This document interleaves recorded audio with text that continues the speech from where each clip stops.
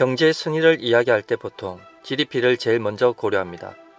일본은 세계 GDP 순위 3위로 미국, 중국 다음입니다. 일본을 부를 때 가장 많이 사용하는 수식어도 선진국이죠. 하지만 그 속을 들여다보면 정말 이해할 수 없는 후진국 같은 면을 금방 찾아볼 수 있습니다. 그리고 최근에 이슈가 된 직장 여성의 안경 착용 금지와 하이힐 강요에 대한 비판 항의 시위로 일본이 시끌했습니다. 루스 베네딕트의 국화와 칼에서 소개된 수치심의 문화는 일본을 설명하는 가장 대표적인 말입니다. 일본은 재보다 수치의 중요성에 무게를 둔다. 수치심의 문화란 예를 들어 경찰이 범인을 잡으면 먼저 범인의 가족과 직장에 연락하겠다고 협박하며 수치심을 일으키는 방법을 사용하는데, 그러면 범인 대부분이 자백하게 됩니다. 즉 자신의 죄가 주위에 알려지는 것에 모욕감을 느끼며 이를 치욕으로 느낀다는 것이죠.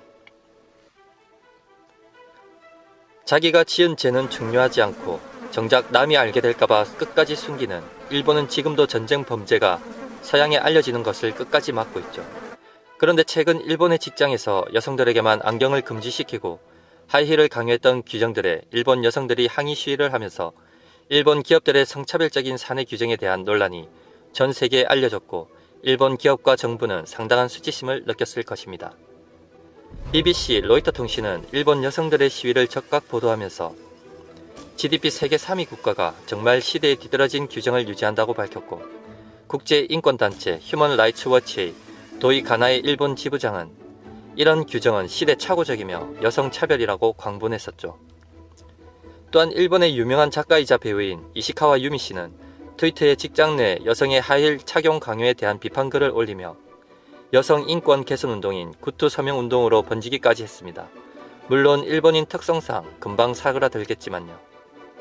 또한 일본은 선진국인데도 세계경제포럼에서 매년 발표하는 성격차 보고서에서 전 세계 149개국 중 110위에 오를 정도로 성차별 후진국입니다. 그리고 전 세계의 비난거리가 되고 있는 상황에서도 일본 후생 노동상 네모토 다꾸미의 말을 들어보면 정말 황당합니다. 현 규정은 사회 통념에 비춰 업무상 필요하거나 그에 상당하는 범위 내라고 생각한다 라고 말하면서 오히려 논란에 기름을 부었습니다.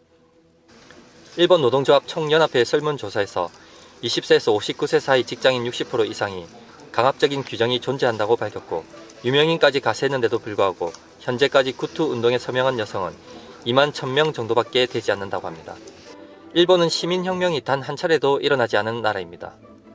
그리고 유사 민주주의의 나라이며 지역에서 의원직이 세습되는 나라입니다. 그리고 서점에 혐한 서적 코너가 따로 있고 TV에 혐한 코너가 있는 나라입니다.